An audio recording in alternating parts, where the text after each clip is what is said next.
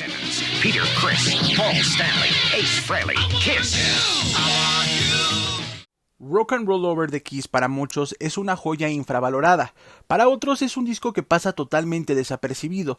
Lo que sí es que en este video vamos a ver la perspectiva de cada uno de los miembros de la agrupación y sobre todo no va a estar exento de polémica, así que te doy la bienvenida al álbum histórico de Rock and Roll Over. Toda esta información que te voy a brindar pertenece a la biografía oficial de la banda Behind the Mask, así que sin más comenzamos. Paul Stanley. Me gusta mucho ese disco, queríamos conservar algunas de las cosas de Bob Ezrin y sobre todo lo que nos enseñó, pero ser un poco más crudos. Nos asustamos después de Destroyer y la dictadura de Bob, pero sinceramente el sonido de Destroyer junto a Rock and Roll Over fue como un paso hacia algo más familiar y menos aventurero. Es interesante, mientras hacíamos Destroyer recuerdo estar increíblemente emocionado por lo que estábamos innovando o tratando de hacer, por lo que explorábamos sonoramente y temáticamente. Era un paso que realmente me entusiasmaba dar. Una vez que llegó el fin de semana, no teníamos intención de ver nuestro éxito decaer. Tuvo una buena recepción, pero en cierto modo fue tibia en comparación con lo que esperábamos. En ese momento vender unos 800,000 álbumes era una hazaña, pero para nosotros no era lo que teníamos en mente. Cuando Destroyer recibió una respuesta un tanto inquisiva de la gente, nuestro primer pensamiento fue: volvamos al próximo álbum y lo hagamos algo más familiar, algo más Kiss, lo cual es una cobardía y una cuestión de instinto de supervivencia. Me alegré de volver a ese templo, pero de nuevo me decepcionaba constantemente cómo terminaba sonando los discos. Quería que sonaran tan bien como un álbum de Zeppelin. No había ninguna razón por la que sonoramente no debiéramos sonar como las bandas más pesadas del momento. Ciertamente no es nuestra responsabilidad porque éramos unos novatos. Cuando decidimos dar un giro después de Destroyer, todavía tenía una esperanza inagotable de que pudiéramos capturar lo que pretendíamos en el estudio. No era como perseguir el Santo Grial o el Anillo de Bronce. Se hacía esto todo el tiempo. Desafortunadamente, algunas de las personas con las que trabajamos no tenían la capacidad de hacerlo. Me gusta mucho este disco, es un gran álbum, simplemente creo que es una lástima que las grabaciones sean tan marginales. Le daría 5 estrellas. Gene Simmons. No habríamos hecho otro álbum como Destroyer. Beth fue un éxito rotundo. Éramos capaces de hacer este tipo de cosas, pero fue Bob Ezrin quien en cierto modo junto con las piezas intentamos trabajar con él. Ya sabes, él nos hizo ser más melódicos. Poco después de Destroyer, pero ya había pasado a otra cosa, habíamos pasado nuestra fase melódica, ahora queríamos volver a hacer rock and roll. Peter y Ace en particular seguían diciendo que no debíamos hacer ese tipo de música, la música melódica, que deberíamos ser una banda de rock and roll. Paul y yo éramos conscientes de que Destroyer era el camino correcto y que deberíamos habernos quedado con Ezrin durante algunos discos y haber visto lo que la banda de Kiss podía hacer. Pero dentro de la banda había demasiados rumores. Siempre hubo un Kiss más simple en las mentes de Ace y Peter. Decidimos de nuevo recuperar algo de la sensación en directo. Queríamos asegurarnos de que el grupo no se entrometieran en nuestros cuellos, que no se volviera demasiado complejo, vaya. Destroyer era una gran medida, un disco fabuloso. No queríamos que los fans tuvieran la sensación de que íbamos a hacer música de estudio o a partir de ahora ser una banda melódica. Ya sabes, la electrónica mejoró, pero la composición prácticamente volvió a lo básico. La atención me estaba afectando en ese disco. Yo le daría 3 estrellas. Peter Criss. Le daría 4 estrellas. Fue la primera vez que me separaron de la casa, me colocaron en los baños con una cámara de video y tocaron afuera del estudio. Esto fue idea mía y de Eddie Kramer. Me gustó demasiado. Era como un baño literalmente. Era genial. ¿Sabes lo ruidoso que era? Me gusta la idea porque podía ver a los chicos en la cámara y yo estaba solo en el baño tocando con ellos. Hacía fotos divertidas y las ponía delante de la pantalla y me perdían. Ya sabes, cosas graciosas como platillos voladores de Marte o la palabra fuck you, y dibujaba también a veces un pene. Eddie simplemente no podía soportarlo. Decía: para con esta mierda, tenemos que terminar el disco. Paréntesis. Gene en un fragmento del libro dijo que Peter tenía la mejor voz de los 4. Peter opina al respecto. Eso fue muy amable de su parte. Eddie Kramer, Vinnie Poncia y Bob Ezrin dijeron lo mismo. Todos estuvieron de acuerdo con Gene. Ace Frehley. En comparación con Destroyer, Rock and Roll Over era más crudo, no tan sofisticado, pero era ese estilo de producción de Eddie. Creo que era más de Kiss. Destroyer fue más influencia de Bob Ezrin. Rock and Roll Over fue muy divertido porque trabajamos con Eddie Kramer, con quien siempre me llevé muy bien. Grabamos el álbum en unos 15 minutos de mi casa. Me había casado recientemente, me compré un coche nuevo y fue agradable. Vivía en Tarrytown, y lo grabamos en un teatro circular. Eddie Kramer trajo todo este material y construyó un estudio de grabación. Ese álbum fue muy divertido. Bob podía orquestar y componer. Eddie y yo estábamos en la misma página técnicamente. A él simplemente le gustó experimentar con diferentes sonidos de guitarra y amplificadores. Solíamos ir a casa de empeño y comprar amplificadores Fender. Eddie estaba dispuesto a dedicar un poco más de tiempo a trabajar conmigo, y se nos ocurrió algo especial. Eso fue algo de lo que Bob no se dio cuenta hasta que quizá más adelante escuchó mis declaraciones sobre que no estaba conforme con las piezas de guitarra. De Destroyer, por supuesto. Le daría 4 estrellas. Ya escuchamos la opinión de los 4, ahora escuchemos la mente maestra, el productor Eddie Kramer, que tiene que decir de Rock and Roll Over. Eddie Kramer: Destroyer fue un buen disco, por un par de temas, pero no era realmente Kiss, y creo que los fans estaban un poco enojados por eso, así que Kiss quería volver a sus raíces, que es el rock and roll puro. Eso es básicamente lo que hicimos. Bob Ezrin recibió muchas críticas por el álbum Destroyer. Aunque fue un gran éxito, Destroyer como álbum de rock and roll no es un buen disco, pero como éxito comercial, gracias a su único sencillo sin duda, creo que Ezrin llegó a ellos desde una perspectiva diferente. Pero viéndolo hoy desde un trabajo en Revenge, creo que Revenge es probablemente uno de sus mejores discos. Lo felicito totalmente a él y a Kiss por este álbum. Me parece brillante. Solo tiene mi mayor admiración. Creo que es un muy buen productor. Sin embargo, al comparar su estilo con el mío en aquella época, creo que mi estilo de producción probablemente encajaba mejor con la banda. Grabamos el álbum en el Star Theater en Newark, en Nueva York. Me gusta grabar bandas en directo y usar la acústica de la sala para crear el sonido y darles un toque diferente. Fue en directo. Pusimos las voces en el pasillo, poníamos la batería en medio del escenario, poníamos el bajo debajo del escenario, poníamos las guitarras en una habitación diferente. A veces poníamos la batería en una habitación pequeña para que tuviera mejor sonoridad. Mi enfoque es más bien muéstrame lo que tienes y veamos si le podemos dar un giro o algo metódico y mejorar. Ace definitivamente era una persona completamente diferente, era una persona y era una de las personas más subestimadas musicalmente.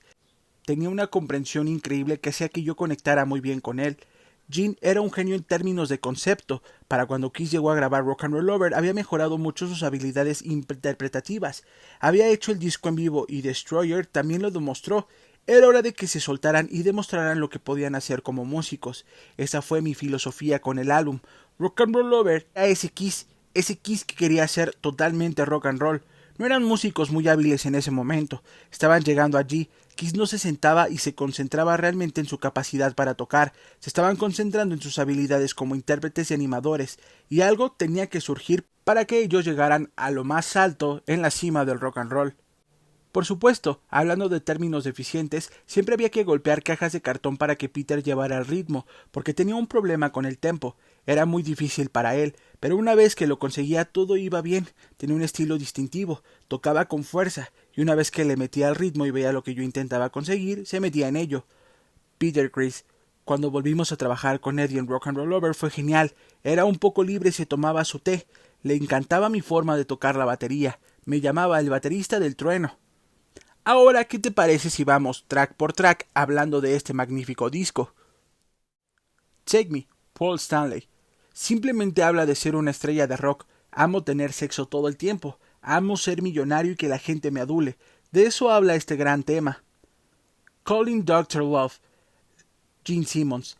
La canción la compuse en guitarra. En el demo la canto con un trío de mujeres que hacía sonar estupendo la parte del coro, pero en el estudio y el corte final las voces son de Paul y mías, con la técnica del falsete. A decir verdad, prefiero la demo. Ace Frehley. Amo el solo de esta canción. A veces si me quedaba sin ideas, Gene llegaba y cantaba alguna melodía para ayudarme y poder lanzar un solo atronador. Ladies' Room, Gene Simmons. La canción fue escrita en el estudio mientras ensayábamos. Habla de una chica que está en un restaurante con un hombre y ellos no tienen dónde descargar su amor, así que aquel tipo le dice: oye, te veo en el baño de chicas. Baby Driver, Peter Criss. La banda no la tocó como estaba escrita y eso fue lo que me molestó. Tuvieron que hacerle a su manera y nos peleábamos mucho cada noche por ello. Tengo una versión de la manera real y simplemente no se hizo así en el álbum. Hicieron lo mismo con Dirty Living. La forma correcta era más lenta. El riff se hizo con voces, no con guitarras, y eso era lo que quería. Llegó al número 1 en Italia, y me enteré porque empecé a recibir regalías por esta canción. Hard Luck Woman también fue número 1 en Tokio. En Dirty Living no consiguieron ese zumbido vocal. Tengo una voz soul, esas son mis raíces. La maqueta original de eso es mejor que nuestra grabación. La banda la reorganizó, de repente tenía armonías diferentes y perdió toda su esencia. Stan Penridge. Baby Driver y Dirty Living fueron escritas mientras Peter, Mike Venega y yo estábamos en Lips. Baby Driver trata sobre Mike, era una canción de broma. Baby Driver fue escrita específicamente con motivo de la compra del Alfa Romeo Spider de Mike Venega, un tipo que tocaba con nosotros en Lips. Love 'em and Leave 'em, Gene Simmons. Si escuchas el riff de la estrofa, es exactamente el mismo riff que está atascado en la parte solista de Sweet Pain, y ambas canciones provienen de Rock and Roll Royce. Love 'em and Leave 'em es mi filosofía. El punto de vista es que si una chica tiene una oportunidad, ciertamente tengo una propuesta difícil. Mi punto de vista sobre el sexo siempre ha sido no tomármelo demasiado en serio y siempre divertirme mucho con él. Por eso la letra es un poco vergonzosa. Más adelante, con una canción como Burn Bitch Burn, quiero poner mi tronco en tu chimenea, es tan potentemente ridículo, pero espero que la gente entienda que es una broma. Mi broma en su mejilla es Love 'em and Leave 'em, es decir, no se lo tomen en serio. Mr. Speed, Paul Stanley. Me gusta Mr. Speed. Hay un montón de canciones que salieron en esa época que simplemente hablaban de fanfarronear, de ser un rockero, de vivir esa vida y pasarlo bien. Me convertí en un mejor compositor, pero eso no significa que necesariamente que las canciones sean mejores. Sin embargo, hay cosas en Mr. Speed que surgieron de forma natural y que nunca podría sacar de mí hoy en día. Las canciones que escribí después están bien estructuradas y son inteligentes. Canciones como I Stole Your Love y Come On and Love Me son mucho más honestas y directas. No podría escribirlas hoy ni aunque me apuntaran con una arma en la cabeza. Bob Kulick. Toqué la maqueta de eso. Iba al estudio con Paul y tocaba el solo, y luego iba a la banda y les decía, aquí hay una canción que me gustaría hacer, y terminaban reeditándola. See You in Your Dreams, Gene Simmons. See You in Your Dreams era una canción divertida porque la maqueta original tenía todo tipo de personas en la grabación del tema. Hard Look Woman, Paul Stanley. Hard Look Woman fue un ejercicio de escritura como lo fue I Was Made for Loving You. ¿Sabes? Yo quería escribir esta canción para Rod Stewart porque me la pasé escuchando a Rod Stewart. Canciones como Maggie May, You Wear It Well, Mandolin Wine. Dije, creo que puedo hacer esto. Cuando tuvimos éxito con Beth, no sabíamos qué hacer. La opción más segura era que Peter cantara una canción. Y por cierto, suena mucho a un tema de Rod Stewart. Y la tocamos así. Había muchas guitarras acústicas. Peter Criss. Hard Look Woman me enojó demasiado.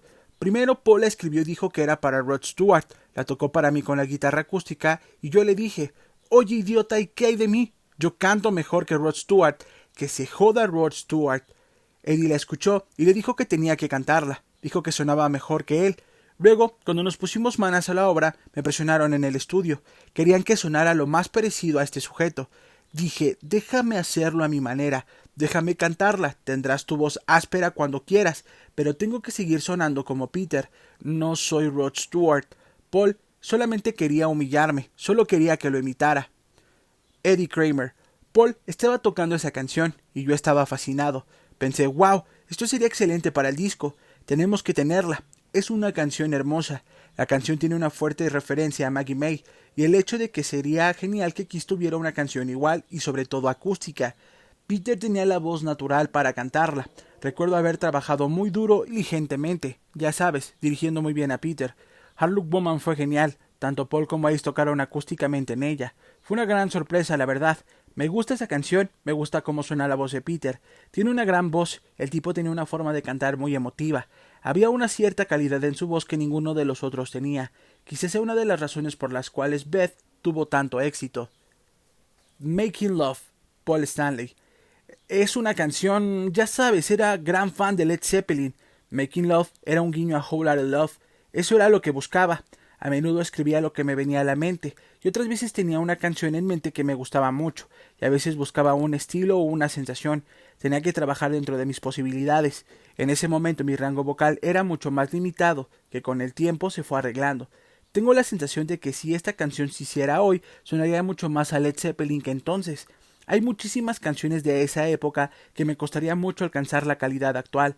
La espontaneidad a menudo nace de la inocencia y la ingenuidad, donde la escritura es más libre y de asociación libre, de modo de que si sales del compás o sales de ciertos límites, puedes crear grandes canciones. Creo que canciones como Come On and Love Me, Got to Choose, la letra de muchas de esas canciones se escribieron en media hora si acaso. Era un reflejo espontáneo de lo que estaba haciendo o pensando. Paul comenta que en Rock and Roll Over se dio cuenta que la banda ya estaba totalmente fracturada. Ace ya no era el monstruo de la guitarra que solía ser, y Peter tenía arranques de ira, en una ocasión incluso rompiendo una de las guitarras de Paul. Paul no quería que por culpa de Ace y Peter todo el esfuerzo y riqueza que habían obtenido se fuera al caño. Por su parte, Paul cuenta que en una de las tantas discusiones, Gene le dijo a Peter que era un analfabetas imbécil sin educación, además de que ni siquiera sabía escribir. Peter, por su parte, le contestó que aún y con eso era igual de millonario que Gene y que estaban en la misma banda. Ya sabes, cosas de bandas. Te leo en los comentarios qué te pareció este álbum histórico de Rock and Roll Over. La mejor opinión la tienes tú. Para mí es de mis discos favoritos de la época dorada de Kiss. Y nada, te leo aquí abajito. Nos vemos en un próximo video.